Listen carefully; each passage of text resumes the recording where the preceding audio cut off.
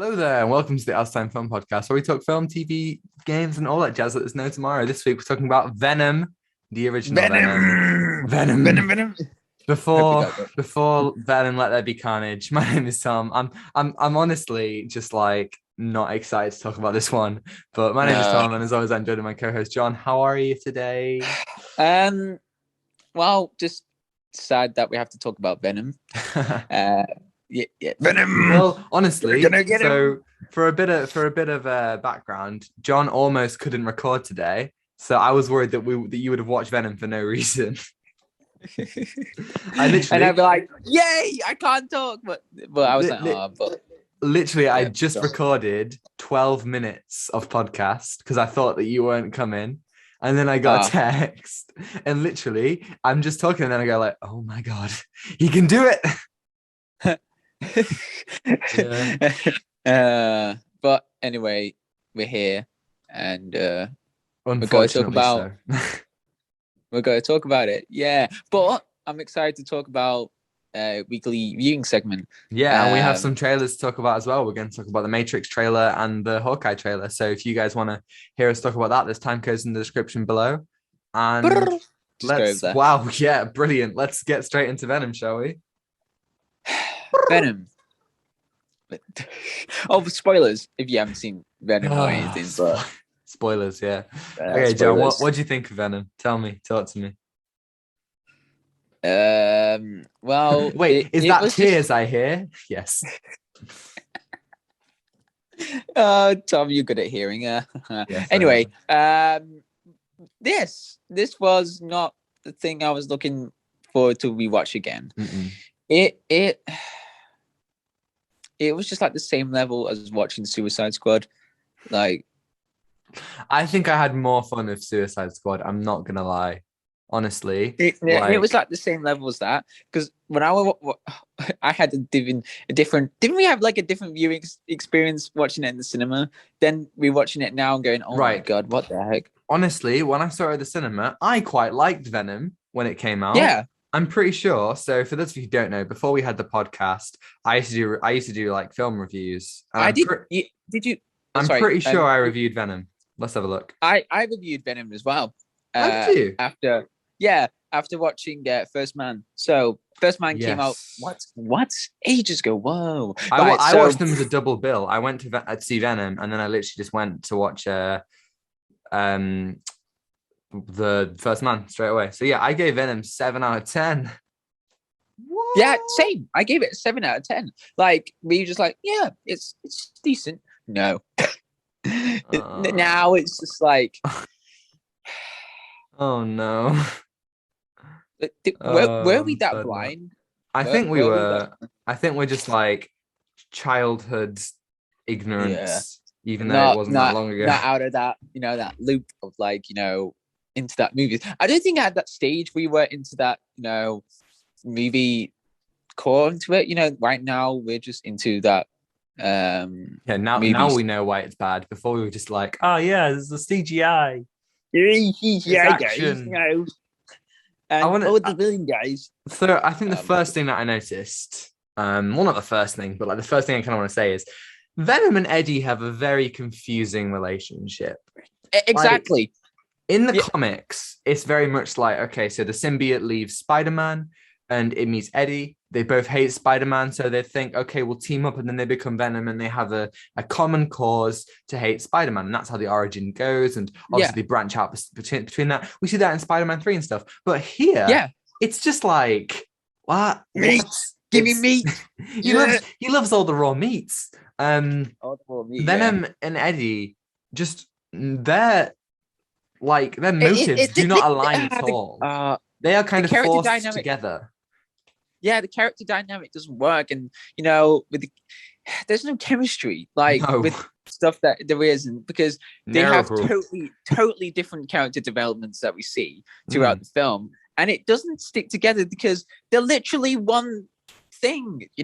Venom and Eddie Brock, like the number one spotlight, but then they just go, yes, I am a reporter. I eat meat. So yeah, there's nothing that connects them. Eddie. They kind of come together because Eddie is like, for some reason he's gone with the scientists to look at the symbiotes that the company have put together, even though at this point in the story he should have no interest in this, and it really doesn't make any sense as to why. And they kind of get forced together. It is very much like a kind of like forced roommate situation. Yeah. But without the kind of like the comedies, it's fine, but like it doesn't really have like anything too special. They don't really learn anything about each other. Like at one minute Venom's like, oh, I want to eat people, I want to eat meat, and the next Venom's like, hey Eddie, let me give you some relationship advice. And it's like, why is Venom giving him like what sorry, like that was just so confusing. And with that really annoyed me, just seeing that Venom just like he's eating people, and then he's like, oh yeah, let me give you some relationship advice because I'm Venom. But the worst thing about this is that there's no proper villain to the story. Like now, right? So in the first one, we got a villain, and I forgot his name. What was it? Riot. You've got Riot, and then you've got like Carlton Riot. Drake. And honestly, it's such a waste of Riz Ahmed, because Riz Ahmed, as we all know, we've seen Sound of Metal. Riz Ahmed is a great actor, but he's doing nothing in this film.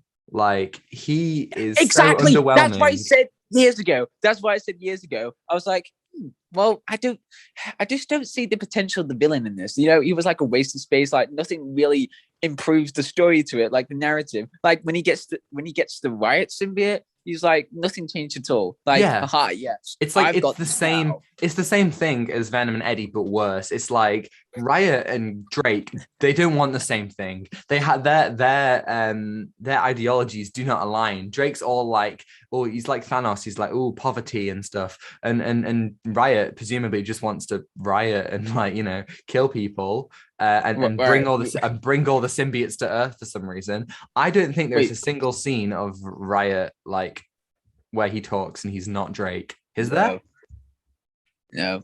Yeah, no. Right, exactly. It's just like no. What? It's like, sorry. And what was the other thing that was really not good? Everything. Yes, everything. All bad. Oh, the weird what was it?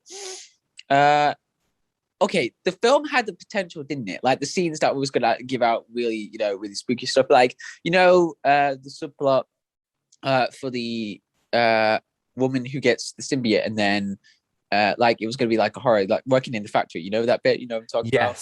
Yes, and then like the ambulance driver. Yes, the ambulance. Yeah, and I was like, oh, this is gonna be spooky, and like what's gonna lead up to. But then, like, I was about to say that there's Spider-Man here. What you said, like a villain. A villain that they both like hate. What they don't like this superhero.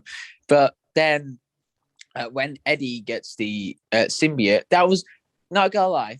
That one, was the good part about this film. Nothing else, just the good part, because I thought that was a good transformation to see of like Eddie, trying to be with the symbiote and the voice in his head. But again, the whole film, it's strangely paced. It starts and immediately you get the symbiotes coming to Earth, and it's like there's barely any background on it, and there doesn't necessarily need to be. But Riot escapes, and Riot only shows up like 3 or 4 times briefly until they bond with Drake. And it's it doesn't really like, it doesn't set it up in anything in any meaningful way, or any like Riot only really emerges as a threat directly towards Venom or Eddie towards the end. And I just think that in that way the film is like all over the place of its pacing. Like it jumps around between like Eddie's life and Drake, and then there's the 6-month time jump, and oh my god, I hate time jumps. Oh god, it just like everything happens off screen. You don't get like just to properly see the fallout of Eddie and Anne's breakup. You don't get to see like you only get to see like the ending of the tests on the symbiotes. You don't get to see Drake with the symbiotes at all until like 6 months into the program. It feels strange. Yeah, and And the narrative, right? So the structure of the story is weird. Like what you said about the pace, yeah. Like we get symbiote. Symbiote have arguments with man. Symbiote wants to fight and eat meat, but man just says no. And then is this the elevator pitch for the film? Yeah, and no, it's all like it's too. What was that thing I was about to say?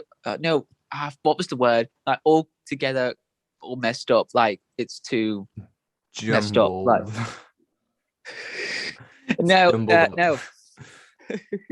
No, like everything's all at once. It's not overwhelming, but it's like all compiled together, like just there. Convoluted. Yeah, convoluted. Yeah, that's the word.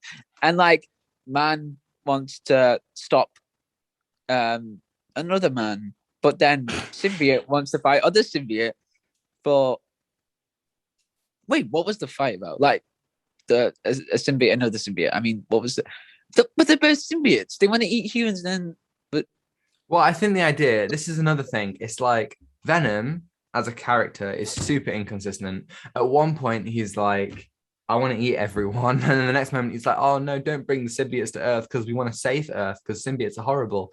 And it's like, okay, maybe you think symbiotes are horrible, but why would you want to save Earth? You know, if that is like, you know, if you really want to eat everyone, because like, you know, it's similar to like with Eddie. Like one moment he's like, "Oh, eat," and next minute he's like, "Hey, bro, let's talk about your love life." And it's just all over the place. And then the final battle is, I will say, I thought the final battle it doesn't go on for too long. It's short, which I appreciate, but at one moment, Eddie and Carlton get like sucked out of their symbiotes, and it's just two guys who don't know how to fight just like stumbling about and just like trying to hit each other. It's like two drunk men trying to have a fight, you know, just like Riz Ahmed and Tom Hardy, and they're just like trying to swing punches at each other, and Carlton saying some like generic thing. All of Carlton Drake's lines are about the Earth being dying, and it's just like, can we like give this guy some personality, please? Yeah. And like, there's no character. Like, none of the characters have any emotional connection I have with. Like Venom, oh wow, self-sacrifice. But there's no character development. Like you don't see the stuff that Venom goes through and goes, oh okay, there isn't the moment where Eddie and Venom kind of understand each other. Venom goes into Eddie's, absorbs into Eddie, or they bond, and Venom knows everything that Eddie knows because he's inside his head. But that's so boring. Like you're not going to get like a moment where they kind of come to understand each other. No, not at all, in fact. And that's just so disappointing, and it's lazy as well. Like this film is an hour and 50 minutes long, and I don't know how it managed to waste so much of that time. And the story. Oh yeah, I want to go back to the story structure. So the story structure is all messed up, convoluted, and the beginning, right? So the beginning, we get to. Can I say real quick? This film is the same length as Spider-Man Into the Spider-Verse. And this is what it does with that runtime. What? I know. What? Yes. How do we get through this? We'll never know. How did we get through this? Wait. Speaking of Spider-Verse, the best part of this film is the end credit scene, which is just a clip from Spider-Verse. I think it's amazing. That is legit the best. Like the end credit scene is just the clip when Miles. Is it Prowler? No, Miles, it's Miles with Peter B. Parker when they're like flying on the train. Oh, yeah. That one. It's brilliant. It's like that's the best part of the film. It's not even like from the film. Oh my god, this film's messed up. Right, so so the story structure. Right, beginning. We get the symbiotes, yes, and then there's a whole section on Eddie Brock, just that, unlike saying, "Oh yeah, I'm a reporter, I do this." They have a montage of him like when he's like riding on his motorbike, and it's like a montage of like him like going to places, being like, "Oh, look at the poverty, look at the like, oh, I'm interviewing people." And it's just like, this is how we're introducing our hero. This is it, brilliant, great. I'm so happy. Well, it's the reporting thing, yeah.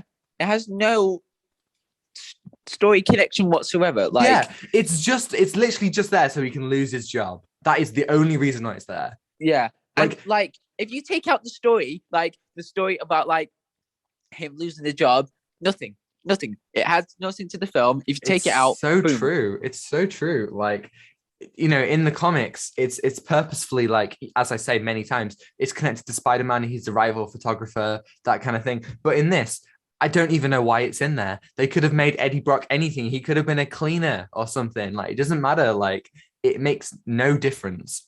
Like, the only reason why it makes a difference is because he's a reporter. He then goes with the scientist to the facility, which is where he meets Venom.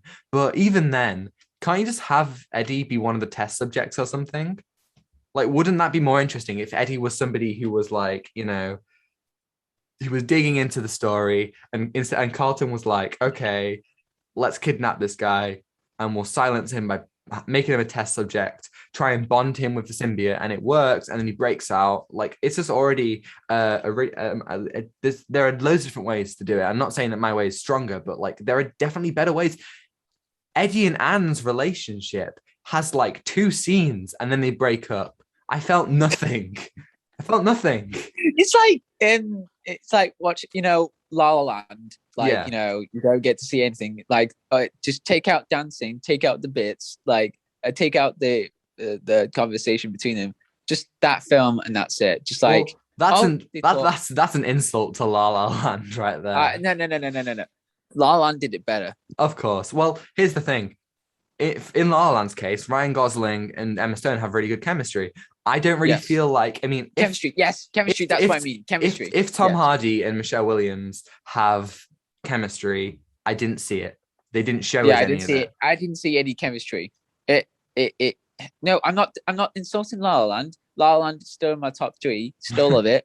It's a great film. It's brilliant. But I'm just comparing about like how they would do that in La La Land, you know, like what would they do with chemistry or something like that. So definitely. Again, no chemistry. I had like there was chemistry. There was chemistry in one scene. You know, it's actually a really good scene. No, it's a good scene. You know, Eddie gets into the lobster tank and he's like, he sits in the lobster tank. Do you remember that?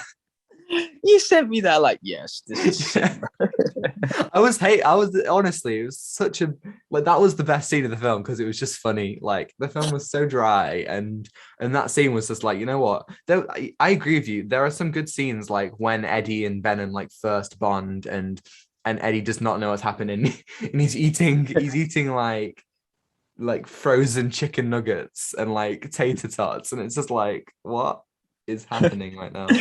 Oh my god. And then Tom Hardy like giving direction on the set, like, Tom, just do your own thing, really, just eat. Well, apparently, like so many Sony Marvel films, apparently this film was like very different and they like changed it a lot. Oh right. Like, there was controversy in the first trailer because they didn't show Venom at all, different kind of like vibe, and apparently Tom Hardy wasn't happy with the scripts and stuff.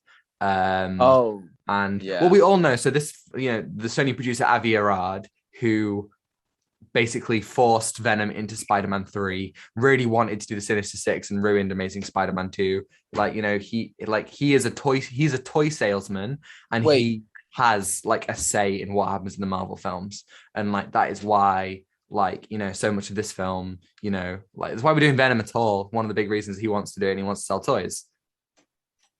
Wait, what's his job again? He's like the producer or something. I'll Google it.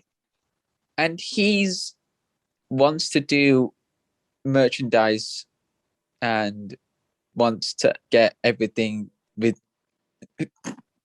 Yeah, he's everything in. Yeah, he's a producer. So like, he's like, he's produced quite a few, and he was like, he hasn't always been this bad. Like, he was like Sam Raimi's partner, like, for Spider-Man's 1 and 2, and then like he decided that, you know, they want to, you know, make more money by doing things like Venom. But here's the thing: people hated Venom, but it got loads of money. I think it got like 800 million at the box office. Like, it was popular. 8 million. That would be, yeah. Oh my god, that's bad. That would be really bad. really bad. But yeah, it was successful. I guess at the box office. For some reason. I hate to break it to you, John, but we did both see this film at the cinema. We're part of the problem. No! Oh yes, we paid. But with this film, soundtrack. I can't even remember the soundtrack to this film. Like, I think the score is so generic. However, yes, I don't mind a bit of Eminem. Yeah, Eminem stuff's quite fun, actually. Gonna get him. Gonna go and get him. But that's probably the best part musically of this film. That was the best part about this film. Just like getting Eminem at the end of the credits, like, thank you, Eminem. Thank you for helping us close this film. Yes, thank you. I'm gonna get him. Yeah, right. It's just like, oh yeah, okay. We want to watch the carnage scene, like, and then it's just like Eminem for 5 minutes. Just like, okay, this could be worse. That's fine. That's fine. It's not too bad. I don't know if you've seen this film. Not Venom. I know you've seen Venom, but there's a film called Upgrade, which is very, very similar. Oh, Upgrade. Yeah. I've seen it. Yeah, I know what you mean. Yeah. Right. So that film is basically everything Venom should have been. This guy, I can't remember exactly. I watched it, when it came out 3 years ago. This guy gets a chip in his back because he's paralyzed, and the chip is supposed to like make him walk again, but like it has its own kind of like personality. And there are so many facts of this film that they should have done with Venom. Like the fight choreography is so like fast and frenetic, and has like this, like it is like somebody's being controlled. So in the scenes, for example, the motorbike chase, the motorbike chase is like 3 hours long, man. It goes on for so long. I don't even know why. But like, it doesn't do anything interesting. It's not very well shot. I think the CGI, I don't mind the CGI in this film, actually. I think mostly it's all right. I didn't mind it as well. There are some shots, like when Eddie's on the motorbike, it just looked dreadful sometimes. And I was just like, this is so uninteresting to me. Oh, Eddie on a motorbike. Boo, boo, boo. Nah, there's got to be like a compilation on YouTube, just Eddie Brock on a motorbike, and that's it. Just I'll trust you to make that one. I thought one of the funniest parts of the film was when Eddie got hit by a car. Like when like Venom like flips the cars, and Eddie's like, wow, that was actually really cool. And then like he gets like hit by a car and he just breaks like both of his legs. Brilliant. Funny part. That was the only funny part about this film. It's crazy how we watched the film in 2017, and then right now it's just like 2018. 2018? Yeah, which is weird. Oh, wow. 2018 was like a weird year, like, because like 2018 had like Infinity War, Aquaman, Spider-Verse, Black Panther, some amazing comic book films, and then it also had Ant-Man and the Wasp and Venom. Like two of the worst modern ones. It's like, what? And speaking of like Marvel films, have you seen that Dennis Villeneuve statement about Marvel copy and paste? Yeah, he's not happy. He's not happy, buddy. Oh, did you see that? Did you see the person who was like compared like Denis Villeneuve films to MCU films and called them all sci-fi films? Did you see that?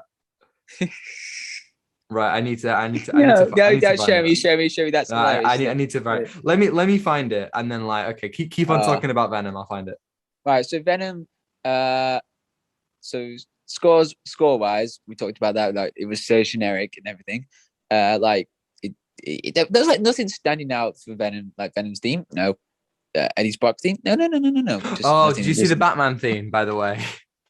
Oh yeah. See, like there, like recently, there've been some like really like underwhelming. We haven't had like a really good like comic book movie score since maybe 2019, and like this film, it just proves that it can do wonders. And the Batman one looks great, but Venom doesn't have any like interesting one.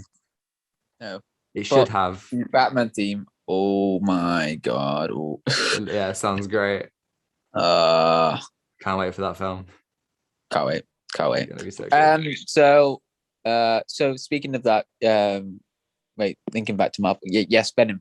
Yes, we're talking Venom. So soundtrack, meh. Score, no. Yeah. With what else? You know what I didn't like? They had this weird like self-sacrifice of Venom Yes, at the but Venom. end. I was about to say that he had a weird self-sacrifice at the Because end. Like, Venom and Eddie have barely got time to know each other and to like each other, and then they, has self-sacrifice, and it's supposed to be like an emotional moment, but it really isn't. yeah, Like it's yeah. just like, oh, come on, man. It is ridiculous. I really want to know who decided to make this film. I'm really curious to know Avi what. Arad, our boy. Yeah, it was him. He wants to sell toys. Oh god, toys. What's next? A Venom gun? Oh, what does it shoot? Does it Venom. shoot venom? No, it's just like shooting meat. Like, Oh my god. trying to get it. Shooting raw lobsters. Yeah. Perfect. Absolutely perfect. Yes. No, but yeah, like, and there's just so many elements of the final battle that are just so underwhelming. Why is Anne there? It's that weird comic book movie trope where the love interest is there for no reason at the final battle. It's like, wait, she was there? She was there. She like explodes like a thing. It's stupid. Oh, she was. My brain was not working over that scene. I was just like really taking a heavy toll over there, watching what was going on. Really, I just wanted to like, I just want to watch something else. Like that feeling, like you're not too interested in what's like going on, and then just go, oh, there she is. Like you just remember what she's been, and then because they don't use that to add any tension or anything like that. No. And no. it just felt like the Amazing Spider-Man 2, the final battle of Electro and Spider-Man. Yeah, and it's like Gwen Stacy was there. Only there for the ending of that film, which I won't spoil for anyone who hasn't watched it. Yeah, it's a good film. It's a good film. Amazing Spider-Man 2. I thought I used to like Amazing Spider-Man 2, but honestly, I don't know. Oh, okay. You ready? Okay, I found it. You ready? Okay, so wow. Okay, so all right. Here's how this person describes 4 Denis Villeneuve films. Blade Runner 2049, sci-fi flick. Arrival, sci-fi flick. Dune, sci-fi flick. Prisoners, sci-fi flick. For anyone who hasn't seen Prisoners is the furthest thing from a sci-fi flick I've ever seen in my life. Sci-fi flick. Okay, and now here's the MCU. Winter Soldier, surreal avant-garde political thriller. Endgame, post-apocalyptic psychological mystery. Doctor Strange, science fiction experimental cinema. And Captain Marvel, uplifting feminist action blockbuster. Stop! They are talking about these films as if it's like as if it's like like you're in a film studies class, like my God. Like they're all different, but like Jesus, man. These are the MCU stands. I'm really curious. I have no idea. I have no idea. Oh my God! Really? That sounds the epitome of like being in film studies class and like hearing what the students have to say about Marvel MCU as cinema. I had an argument with my film class. I went to my film class once and the teacher was like, okay, well, today we're going to discuss Martin Scorsese's comments about the MCU not being cinema. And I was the only one who agreed with him. I was the one person who was like, guys, the MCU is good. I like it, but it's not, it's not like that big kind of thing where it tells you something about the human experience. And everyone was like, no, it's good. Like, who's Martin Scorsese? And I was like, have you never seen a Scorsese film? Like, guys, come on, please. Somebody agree with me, please. And it's just like, MCU stands are everywhere, man. Yeah, yes, they're everywhere. And I cannot believe they decided to compare that to his films. Like, are you kidding me? Like sci-fi flicks. He only makes sci-fi flicks. Prisoners, sci-fi flick. It's all sci-fi. Like, oh my God, really? Whoa. Sci-fi flick. I didn't know that. I bet he says, and that person says, "Oh yeah, that's a sci-fi flick. It's not a sci-fi flick." I want to die. Anything else about Venom? Oh, I didn't like. Right. Let me think about what's bad about the dialogue was just dialogue. Yes, dialogue was weak. I can't remember what really happened. Every every line is like you've just like they've gone on Wikipedia and they've googled like a character type, and then like that is just who they are. Like people don't None really of the have much. characters. Yeah. Like as I said about Carlton Drake, he just repeats the same stuff about like wanting to save the world from its own like extinction, and the characters are so one note. There's like barely any layers to them, and I think that's so disappointing. Because Venom could be really cool. It really could be. Like the editing in this film, there are so many weird edits. Do you know? When Eddie like escapes from like the facility for the first time, and all the people looking for him, and then it pans up and it shows that he's in a tree, and then it cuts to him arriving home. How did he get out of the tree? Where did they like? How did he lose them? Like what? Like how? Well, how did he get in the tree? First of all, what? Like you're just gonna cut from that? Like what's going on? Like it cuts from like the final like sacrifice where Venom like sacrificed himself to Eddie and Anne just like sitting on her front porch talking. Like there's not like a moment where Eddie like grieves for the supposed like death of his friend. No. Okay. Like I just think so much of it's lazy, and that's so frustrating because I want comic book films to be good. I like it when comic book films are good, but it wasn't good. It wasn't good. We thought it was good, but we knew it was not good at all. I did like the Stan Lee cameo. I thought it was quite fun. Oh yeah, with the dog. Yeah. And Stan Lee knows Venom's there, and he's like, you'll get her, both of you. And it's like, oh, Stan Lee knows because Stan Lee is God. So yeah, that was cool. Yeah, and a Watcher. Wait, he's like a Watcher informant, which is why he's all throughout the multiverse. Even though Venom may or may not be set in the MCU. I don't know because I think originally the idea of the Sony Pictures universe of Marvel characters, Spunk, the idea of that was that like it's part of the MCU, but the MCU doesn't acknowledge it, like the Marvel Netflix stuff. Yeah, and what else? I can't remember the post-credit scene. Oh, Carnage. What do you think? Woody Harrelson as Carnage. What are your thoughts? Right, let me tell you the whole thing that's confusing to me. When a character, it goes around. Is it Woody Harrelson's weird ginger wig? No, it's not. I wasn't about to talk about that. Really, with the ginger wig? No. Anyway, with that, that's one thing that's really confusing me. How is Eddie still a reporter? Yeah, he gets his job back. Oh, it's because he gives the information, the pictures that he took, he gives it back to his boss. Remember they climb a building? Yeah. It was yeah. Oh, right. Oh. Yay. Oh, that's weird. What kind of character development is that? He didn't learn anything. He didn't learn anything. Oh my god, he didn't. Oh my god. He has 6 months of being like drunk and like eating. Yeah, eating raw stuff, eating burgers out of the bin. And somehow I don't even know how he gets money in that 6 months.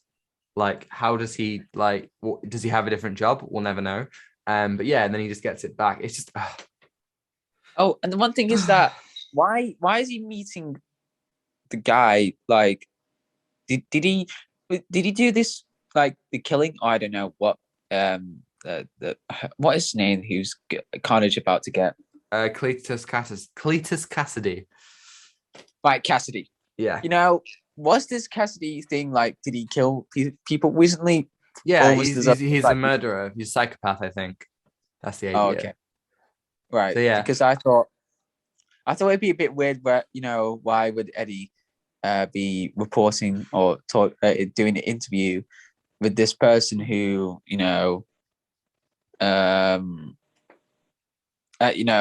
maybe did it years ago, but no, I thought, is it going to be recently that you did these crimes? So I don't know. I have to see. Let there be carnage. Well, let's talk quickly. Based on this film, obviously, Let There Be Carnage is not directed by Ruben Fleischer. It's now directed by Andy Serkis. Mm-hmm. What do you think about this film getting a sequel? Are you excited now that you've rewatched the original? Well, okay, so I gotta keep my expectations low because Carnage is one of those MCU villains that is absolutely carnage. What a knee slapper.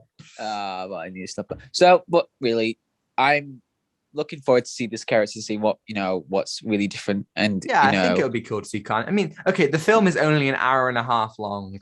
Like, at the very least, it will be at the very least, it'll be quick and painless, right? Like, yeah. Quick and painless. Oh my god. But I know one thing about this film. Spoilers are going around on the internet, and I saw it. Okay. So if people know what the spoiler is, I'm not going to say it, but if people know, like, yeah, I've seen it, and based on that, I'm interested. I'm intrigued. But that's only the post-credit scene. So post-credit. It's like, well, the film could be bad, but I'm interested about the post-credit scene. So there we go. Yes. Yeah, so Venom 2 comes out on October the 1st, I believe, the day after James Bond, and we will be covering that in 3 weeks' time, I believe. Yeah, so next week is Star Wars Visions. Yeah. The week after that is No Time to Die. Star Wars Visions. And then we got Let There Be Carnage. Yeah, can we quickly tell, like, how excited I am, like, about Star Wars Visions? Yes, we can. Sorry, I was gurgling my water. That was my positive gurgle. I gurgle. The positive gurgle. It's like positive gurgle. It's like that thing I had with the Echo mic. Yeah, exactly. Yeah. So, oh my god, I'm so excited for Star Wars Visions. Like, same. I've been watching. Like, I'm gonna tell what in the viewing weekly viewing that what I've been watching. Especially, it's an old anime show, but Star Wars Visions. Oh my god, are you excited for this time? Obviously, are you? Hell yeah, I am. Oh yeah, I'm so excited. I love Star Wars, as we all know, and I love anime. And we're getting the whole season in one day. It's gonna be cool. We're gonna talk about the full season next. It's gonna be great. Yeah, I'm really excited. I'm so excited, like, because it looks so cool. It looks so cool. Oh my god, I'm excited. I am gonna talk non-stop about that when it comes up, and hopefully if the show's really good with the episodes, it'll come out in Blu-ray form, so I can and hopefully they'll make more. Yes, which would be really cool. Make more and get more studios. And the one thing got me really mad was that in Oscars, like, the Oscars are still relevant. I don't know, but it's moderately relevant. Yeah, like what they do. But the one that got me really annoyed, when I was looking at, like, animations and see what awards they got nothing apart from Spirited Away. That film. Well, I mean, Spirited Away is really good, though. Yeah, Spirited Away. Yeah, I'm absolutely happy with that. It's a great film, without question. Like, such an amazing, like, with the animation and everything by Studio Ghibli. But Ghibli. The one thing that got me really annoyed was that afterwards, they got no nominations for anime. Yeah, they honestly, like, so often. I think The Wind Rises got a nomination, but so often, the Oscars is a very Americanized thing, very Westernized. So more often than not, films that aren't that don't really get. That's why it's such a big thing when Parasite won Best Picture. Because you wouldn't have expected that, because normally it's Disney wins most years the animated feature category. I mean, think about Pixar. Like, did you know about Wreck-It Ralph 2? Yeah, Ralph Breaks the Internet. They printed out stickers for the DVD that said Academy Award winner before they won it, and they lost it. So they printed out for the shops, like, promotions that said Academy Award winner, but he didn't win because Spider-Verse existed. No way. Because it's the greatest animated film of all time. Yeah. And, like, there's some really good animes that, had that exceeding amazing, like, I don't know, like, what would make a really good anime? What? Venom. Wouldn't Venom be a great anime, though? Actually, you're not wrong. I know, it'd be great. It'd be awesome. Yeah. Like, if you get Spider-Man and then, like, it's going to be all centered, like, oh my God. Okay. Yeah, I can picture it. Yeah.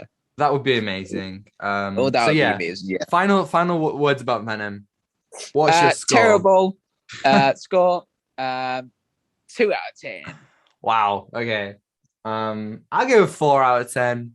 Like, it doesn't offend me. It's just bad.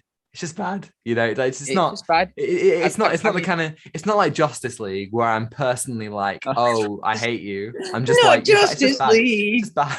Yeah, I'm not about to compare it to Justice League. Justice League is whew, something special. Something special, right? Indeed. So, what did you think about this film, everyone? Like, It's did bad. you enjoy it? It's bad. Did No, you? it's bad. Like, okay, It's bad. Tom Hardy is clearly having. If I'm going to talk a little bit of positives, Tom Hardy is clearly having fun. You know, Yes, yes, yes. I thought that the whatchamacallit was quite fun. The action scenes, they were all right. They weren't amazing, they weren't terrible, but like they didn't go on for too long apart from the motorbike chase. And for that, I was quite happy, you know. It wasn't too slow. The pacing was whack, but it wasn't too slow. The CGI was fine. And I think sometimes it was a little bit fun, you know, like towards like when like Venom and Eddie first kind of Yeah, like bond. It's not good, but it didn't make me sad. I think it has to be given credit for that. yeah, yeah. I can give credit to the actors because I can tell they've been really hard to do. You know, trying so hard to do this film. So, yeah, Definitely. I agree. Shall we right. move on and talk about the trailer for The Matrix Resurrections? Wait, did you say resurrections or resolutions?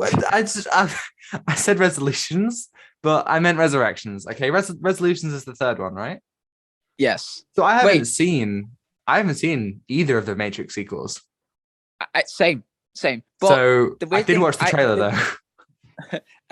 the weird thing is that I know what the film's talking about. So, well, I didn't watch the sequels, but I No. know what happens though. Same. Yeah, I know basically the gist of what happens. Yeah, And I will watch the sequels before the fourth one comes out. But yeah, what do you think yeah, of the yeah. trailer?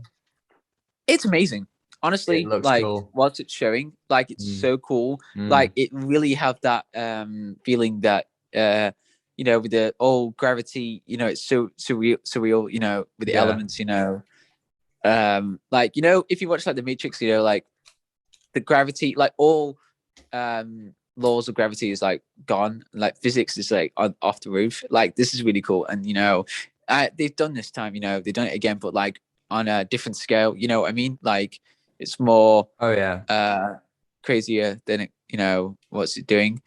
And I can tell like the story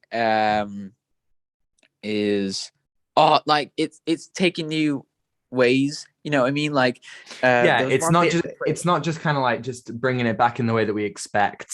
It's Yeah, kind of retreading some like familiar elements, but also like I mean, obviously, I mean, the internet is rampant with like speculation, and yeah, like there are loads of things that could happen, and I think that's like it's great that it's keeping us guessing because The Matrix is always something that was like, look at this new and fresh idea that is really interesting, and then like the sequels are developing that, and some people love the sequels, some people hate the sequels. We say obviously we haven't seen them, but like the first one especially is something new and fresh, and like this is almost 20 years since their resolutions. So like they're giving us something now that is, again, they're trying to like push it forward. And it doesn't look like that they're trying to like pander. They're not trying to make a safe sequel. They're just, making a sequel because they have a story and the story will be interesting. yeah. And it's not gonna, repeat that cycle. Sometimes like what we see to be out, like some films like The Matrix, it will take that weird cycle. But as we know, did you watch Eric Voss doing this trailer? I didn't know. Okay. It was a bit pointless, but it was really cool to see the details that was there. But Yeah. no, he did a great job in the analysis and gave me good things. So Well done, New praise Rockstars. New Rockstars. They're great. Yeah, I They're do love. great. I watched their New Rockstars video on the Rick and Morty finale. Quite enjoyed that one. Same. Yeah. That was great. And There what is else? there's like a new kind of, I don't know, trend making sequels to old films. So for example, we had Force Awakens, we had Jurassic World, we're getting Matrix, we had Bill and Ted, we have Ghostbusters Afterlife coming. And what a lot of these films, okay, so only I've only seen three of these. I've seen Force Awakens, Jurassic World, and Bill and Ted. And what they want to do is they kind of lean on the nostalgia, and they're very like, oh, remember this, remember this, remember this, and they play it safe, and they're not bad. I mean, I wasn't a huge fan of Bill and Ted, but like they're not like terrible films. But what I want the Matrix to do, I don't want it to play safe. I don't want it to give us things that we know and love. I do, but I also want it to go to new places and do something interesting, and bring back the same kind of philosophical questions and metaphors. What's his spoon? There is no spoon. Exactly. It's the same kind of stuff that the Matrix is famous for. You know that the Spoon Kid is the guy who plays Aang in the live action Last Airbender. No way. Yeah, fun fact. And yeah, they are apparently that's a terrible film. Apparently. Oh, I'm not gonna watch the Last Airbender. No, I've seen the show's amazing. Oh my god, yeah. The show, yeah. There's some great episodes that I really liked. What else? Right, so there was one that it's bringing new elements that I really like. You like to see, because like some of the stuff, these type of films that you said about like rebooting or bringing back old films as well, to a new world, I guess. As I mean, so like it's got the old style of the Matrix. You know what I mean? Like it's got but the gravity when that woman jumped from that building and then she landed with that with that flip and just landed like that. You know what I mean? Yes. Yeah, that was really cool. I really like that shot as well. And it's like having that old nostalgic, but this is like the same writers or directors, right? Directors who did the Matrix, right? Yeah. It's only one of them. I think it's Lana, not Lily. Oh, right. Yeah. Yeah. So I'm interested to see, how she's going to do this. So wait, I have no idea what I'm talking about. Apparently, it's not the guy. Apparently, it's not the kid who played Aang in Last Airbender. What am I on about? What's happening right now? What are you on about? I have no idea. I think I'm going mad, John. We've been talking about Venom for too long. I'm actually gone crazy. Okay. Okay, let's forget about that. So and no, they are in the mate. Wait, what? What? I'm so confused. What? No, wait, they're not in the. Okay, let's just forget everything. Okay. Okay, so I'm going crazy, John. Okay, Tom, take that. Right, so with this, I'm hoping it's not going to be like Force Awakens or Jurassic World. Like it's not going to be that kind of. I want it to be risky. What it's going to do with like some of the stuff as well. Like especially this world that Neo is in, because this, if you remember, I might spoil it for you. I don't know if you can remember this, but in Matrix 2 or 3 or 2, I think, when Neo meets the architect, and Neo meets him, and then the architect says that you are the 7th version of the Matrix. You are in this 6th version. So the 6th version of the Matrix. So maybe this new version is the 7th version. Yeah, so this is the 7th version, and this is the 7th version where Neo has saved everyone. Like free will's there, like free will, they can do anything, and it's not applied to anything. But I'm really interested to see what it's going to do again. Like we got Mr. Smith somewhere, but it could be a different Mr. Smith. So Agent Smith. I don't know. Yeah. Well, definitely. I guess time will tell. We'll definitely be covering The Matrix on the pod after we do all the Spider-Man films, which is going to be a big one. Let's talk now about Hawkeye, shall we? Oh, Hawkeye. Oh, Hawkeye. What do you think of the trailer? Unexpected. You don't sound enthusiastic about it. Well, I just didn't expect this. Right, so I was finishing my work in college, and then I got a notification saying, "Oh, Hawkeye dropped, Hawkeye new trailer." I was like, "Oh, okay." But then, as I was watching, I was like, "Oh, right." So it's Christmas themed, and I didn't expect it to be Christmas. First of all, how dare they? It's September. You can't make me Christmassy right now. Like, you gotta wait until November at least to make me get Christmassy. Like, yeah, it's a nitpick, but like, stop it. and it's weird how that we get all the TV shows like WandaVision, Falcon and the Winter Soldier, Loki, and Hawkeye. Like, we're getting 4 shows. And What If, which is really bad, but What If exists. Oh, yeah, that episode. Yeah. Zombie episode. Oh, my. The zombie episode is the worst. I hated it. We'll talk about that in the weekly viewing. Yes. I don't want to talk about it in the weekly viewing. Okay, we won't talk about it in the weekly viewing. Never again. Done. Well, we might talk about What If when it finishes, but yeah. Okay, we won't talk about that. This feels like the Falcon and the Winter Soldier trailers. If you have been listening to the pod for a while, you know that we loved Falcon and Winter Soldier, but the trailers were full of jokes and full of this kind of buddy cop thing that I was not looking forward to. The show itself didn't have that many jokes, and the jokes they weren't too overbearing. They were fun, but in Hawkeye, we have this same kind of thing where the trailer looks to be full of jokes, and I don't know how I feel about that yet. What interests me is the fact that we're exploring Hawkeye's time as Ronin, and that him being Ronin has created enemies. There's speculation online that they're going to bring back the Kingpin from Daredevil, and I want to say right now, don't ruin it. Daredevil's perfect. Let's not. Well, season 1 is perfect. Let's not ruin it. No, naughty. But the actor denied it, which doesn't mean anything. But yeah, I don't know. I'm intrigued, but I'm not excited because every time I'm excited about something MCU, apart from Shang-Chi, apparently it always ends up being bad. Yeah, very bad. So there we go. Yeah. And the Hawkeye, like, it looks very comical, and like, it's not going to give us like a serious take on the character, I think, but. I hope they explore some of because obviously we see very briefly that Hawkeye adapting his comic persona, he has hearing aids now. I hope that they explore that. Where did he? Where? Yeah. I didn't see. Oh, yeah, why? Yeah, he's got hearing aids, yeah. Because obviously in the comics, Hawkeye is deaf, or in some comics he's just hard of hearing. And I think it'd be really interesting if they explored that. Okay, sorry. I'm just looking at Eric Voss trying to get that. Tell us, Eric. Tell us.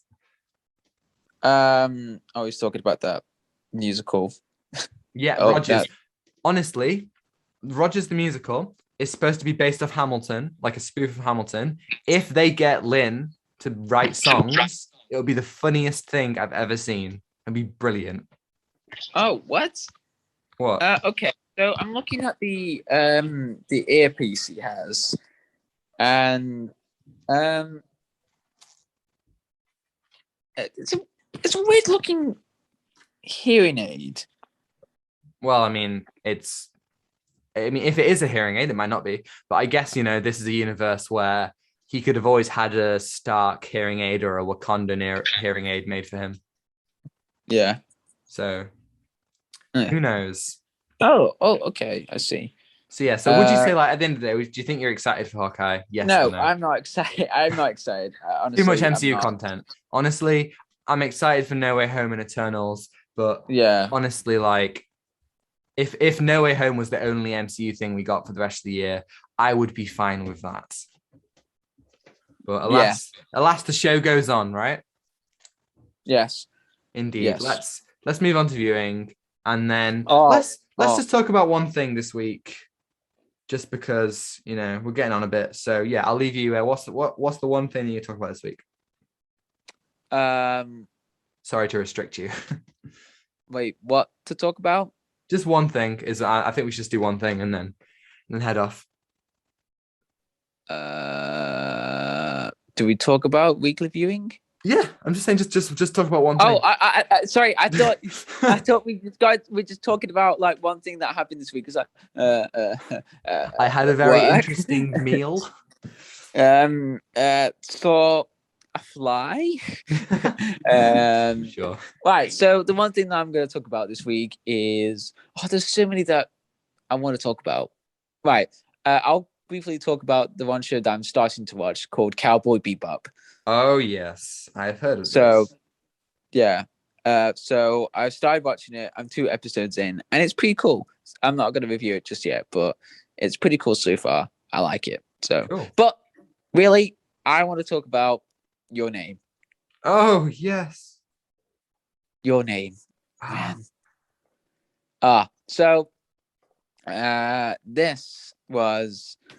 This is an anime, and I remember Tom was talking about it like, oh my god, this is so good and like such a masterpiece. It's my favorite film of all time. It's brilliant. Yeah, it's definitely up there. Definitely in my top 5 right now. Your Name. So yeah, and this film I did not expect. It was such like it was like a different film to watch. Like and I appreciate that because like it takes on different the plots and then the characters and like the beautiful animation. Oh my god, the animation in this film is just stunning. Breathtaking. It really is. Stunning. Yeah.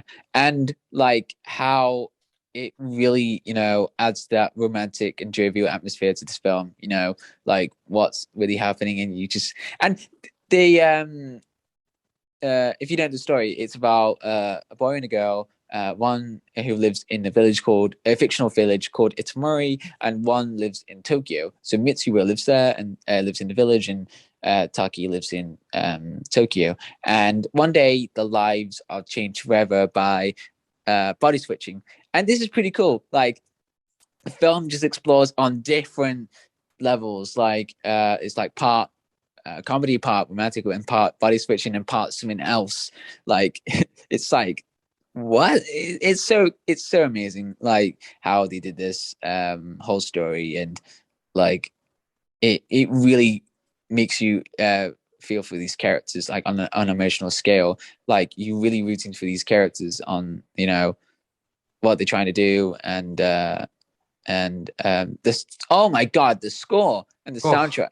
Radwimps, genius, absolutely genius. Yes, incredible. And there's so many songs. Like some of the songs has introduced me to other anime songs as well, especially Neon Genesis Evangelion, Cowboy Bebop, Samurai Champloo.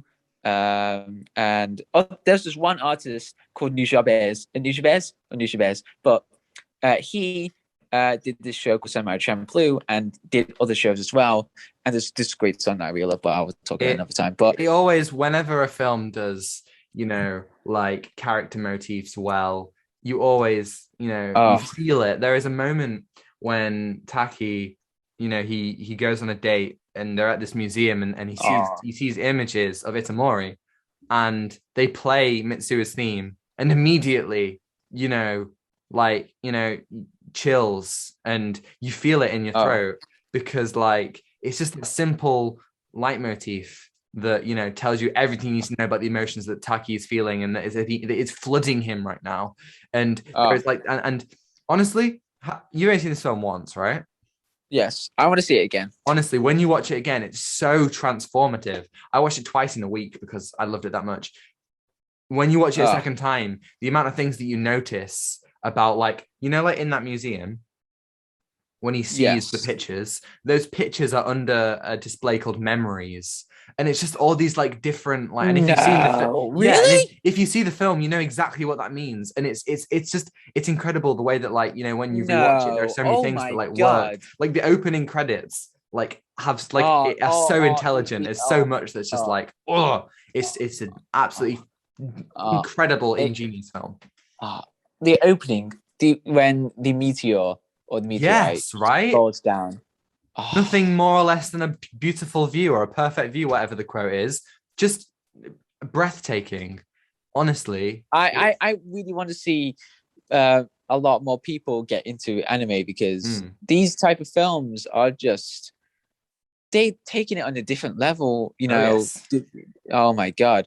Like I'm still, not shocked to how this film hasn't got like a lot of awards or something. Like sometimes, did you have that idea, a long time ago, you thought anime was dumb, like you thought, you had that feeling. Did you have that? Yeah, I feel like I did. I did as well, because a lot of people in my school did not talk about anime. They didn't talk about that, and they said, "Oh, it's dumb." So I had a friend who really, really liked anime, and I think because she was so annoying about it, I was like, I was a bit kind of like, disregarding of it. And then when I, eventually watched some, and I'd watched some like as a kid, but then when I watched them like when I was older, I was like, oh yeah, she was right. This is great. Yeah, same. Like now, I'm just gonna watch some of the best animes. I'm not gonna go into like the crazy anime, but like the ones that are really highly praised. Not the crazy ones. Like there's some ones. Like there's JoJo Adventure. JoJo's Bizarre Adventure, yeah. Yeah. Or My Bunny thing. I don't know. Like that bunny. Like speaking of TV shows. I've started watching. I'm not going to talk about this for the until I finish it. But I started watching Gravity Falls. That's amazing. Gravity Falls! Oh my god! That's amazing. I've never seen it before. Bro. So you've never seen it before? No, and it's great. You're in for a treat. I know. I hear, and I'm like 8 episodes in. I'm really a big fan. There's some anime shows that I really, really want to rewatch. Like Adventure Time. I really want to rewatch that. Oh my god. Yeah, such an amazing show that. Did you watch The Midnight Gospel? Oh, remind me. Was that? It's the creator of Adventure Time, and it's on Netflix, and it's just like this like show about somebody who has an intergalactic podcast and just like goes like into different like dimensions and just like talks to people like people like during like he has like one episode where he talks about like politics with a president during a zombie apocalypse. So they're fighting off zombies whilst like just discussing things like as you would on a regular podcast. And it's so good. It has such a sense of style. And I talked about it last year on the podcast. It's amazing, John. You have to watch it. Good. Wait, Gospel? What? Midnight Gospel. Midnight Gospel. Yes. Oh my god. Absolutely brilliant. So there's so many animes that I'm getting into right now. So Midnight Gospel, right? So Your Name. I want to get back to Your Name. Characters, soundtrack. Oh, the soundtrack. I love the soundtrack. Like the one song that I really love. Oh, Dream. Oh my god, Lantern Dreams. That song, the opening. Oh my god. Wait. Yeah, Dream Lantern. Like that opening song. It opened with like the intro, like giving you a taste of the film. That is so perfect to use. Like it's like giving you what these characters like, giving you the sense of the film, like without spoiling anything. Yes, like so that. Good. And there's so many good songs that is like really heartwarming and like have these really wholesome moments. Like when like I'm not gonna spoil it, but like that moment, Tom. That moment. The mountain moment. Yes, the mountain moment. Oh yes, cinema. That might be my favorite scene. That might be my favorite scene of all time. That might be. Yeah, I mean, I can't argue with that. It's a good scene. It's a really good scene. There's so many good scenes in cinema that the really pen dropping is one of the most gut-wrenching scenes ever. Those of you who know. If you haven't seen it and you don't know, I'm really sorry. But those of you who do know, you know what we're talking about. The pen dropping, like that really made my heart break. Like, yeah. Right. So, guys, you know what I'm gonna say. The film's a 10 out of 10. It's a masterpiece. Of course. Come on. I even wrote like why Your Name is one of the best films I've seen in my life, and talked about it with my film studies teacher, and she's like, "Oh, okay, I'll watch it." So I recommended that film to both my film teachers, who are the same teachers that you've got. In my like thank you cards, I was like, "Please watch Your Name." And have they watched it yet? Well, when I mentioned it, they were like, "Oh, okay." They haven't really watched it then. God damn it! Right, I'll ask. I'm gonna have to storm the college. come in like, Right, excuse me, what is this? What's all this Yeah, fuss? right. All right, so yeah, I wish. Oh my god. So yeah, did you Yeah. say you're giving it a 10 out of 10? 10 out of 10. I wish a Awesome. lot more people watch more anime because Definitely. anime does go a lot of sensitive stuff. Well, especially this one film called A Silent Voice, which I highly, highly, highly, highly recommend to everyone to watch. Because cool. Yeah. Right, Tom, what you been watching? Well, I watched on when it came out just a couple of days ago. Binged it. I watched Sex Education season 3. Now, Sex Education is a show that obviously everyone thinks, oh, it's just like, it's just about sex and teenagers and blah, blah, blah, blah. No, anyone who watched it will know that it's about so much more than that. It goes through so many, issues of, like growing and, of your identity and both for both teens and adults. It explores, themes of, like finding who you are and, acceptance and all this. And season 3, it didn't disappoint. Netflix shows, there are so many where they kind of just, I think of Stranger Things, I think of 13 Reasons Why, I think of what was the one I had in my head? Big Mouth, shows that are really good at the start and then they kind of drop off a little bit. I don't feel like this was the case of Sex Education. Season 3 really didn't disappoint. It kept on with all these themes amazingly and developed the characters really, really well. There were some really gut-wrenching moments. And it's interesting how well that they developed so many small characters that by, the way that I think of so many characters have shifted so much. Some of the most hateable characters in seasons 1 and 2, I now look on with such, a feeling of empathy. And, I feel so sorry for these people because that is the testament to this really amazing writing. It's all about the characters that show some amazing actors, some amazing new talent, but some established ones too. And they all, come together to make a really good thing with characters that are really well realized, and they are at the center of everything. This season gets is a radically different tone. I'd say it's a lot darker. You get a lot of it feels kind of like Harry Potter and the Order of the Phoenix, with somebody coming into the school and trying to reform things. And the way that they do it, I think is still, really, poignant. There is a whole thing where they say that we're not going to teach sex education. And what they do teach is promoting abstinence and stuff, and things that people find really, tough and just wrong things to be teaching. It deals with all these things and, the misconceptions around so many things growing up. But all the while it knows it has sense of humor. It can be a bit ridiculous, and I think that's a good thing. It's a funny show while also being really, really deep and reflective and sad. This season can be really, really sad. I would say my least favorite season so far. There are too many characters. That is my critique. There are characters that I really loved that didn't get much to do in the second half of the season. There are characters who, you don't see for a couple of episodes, and I feel like there could have been a better balance. But you know what? At the end of the day, it doesn't matter because this show made me feel so much. It surprised me and it made me feel, emotions. And that's what, and once you get past seasons 1 and 2, a lot of shows will never be that good again. But this show, it still remains very consistent in so many of its episodes. And I'm really, really happy about that. And I really love it. I would be happy if it ended here, but I wouldn't say no to a season 4. I think the showrunners and the writers have proved themselves. So you know what? I would take a season 4, but I think it could also end here. And yeah, it's amazing. It still is amazing, And if you like season 1 and 2, watch it. And John, definitely. I know you haven't watched Sex Education, but I really think you should watch it because I never watched Sex Education because I don't know because I'm a bit skeptical about Netflix TV shows and Netflix films as well.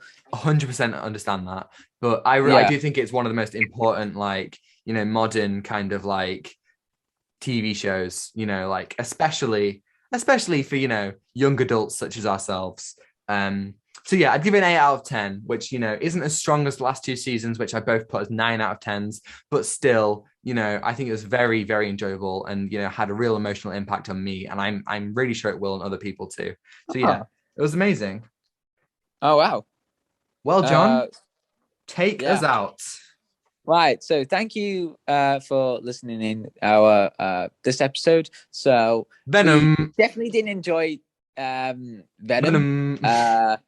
And somehow you just Venom. skipped it over accidentally. So understandable. We don't blame you. Yeah, it's not. We don't good. blame you. So make sure that you're washing your hands, to get safe and everything. And if you haven't got vaccinated yet, what the heck are you doing? It's good. Just do it. Just do it, man. Just do it, man. Just do it, man. Have you had your first one yet? Oh, wait. If you're just listening in and then just getting a vaccination, understandable. You're doing great. And wear your masks in the cinema because, yes, we love the cinema. The virus hasn't gone yet. So just make sure that you're still staying safe and everything in the cinema. Making sure they open. So hopefully there will be another lockdown or something, so we're hoping not that. So yeah, we don't want that. We like the cinema. Yeah, we want everyone to be safe, really. Definitely. So yeah, right. So yeah, if you like this video, give it a thumbs up. If you want, tell us your thoughts on any of the things that we've discussed: Venom, Matrix, Hawkeye, Your Name, Sex Education, any of that stuff. Pop it in the comments or send us an email at ousetimefilmpod.com. Or if you want to hear more of our thoughts, check us out on Instagram or Twitter at Ousetime Film Pod. Or check me out, Tom the Bodman. You don't get much, but I do like quite a lot of stuff and retweets and stuff. Next week we're doing Star Wars Visions. So excited for that. Oh, Star Wars Visions, man. I'm so excited, especially that I'm getting into anime recently. So yeah. We got some great stuff coming. Star Wars Visions next week. No Time to Die the week after. Venom Let There Be Carnage the week after that. And then we're going to rank all of Wes Anderson's films. That's right. It's going to be pretty intense, but we're going to do it. Yeah. Right. Okay. So thank you. And now take what you're given. Give nothing back. Goodbye. Goodbye.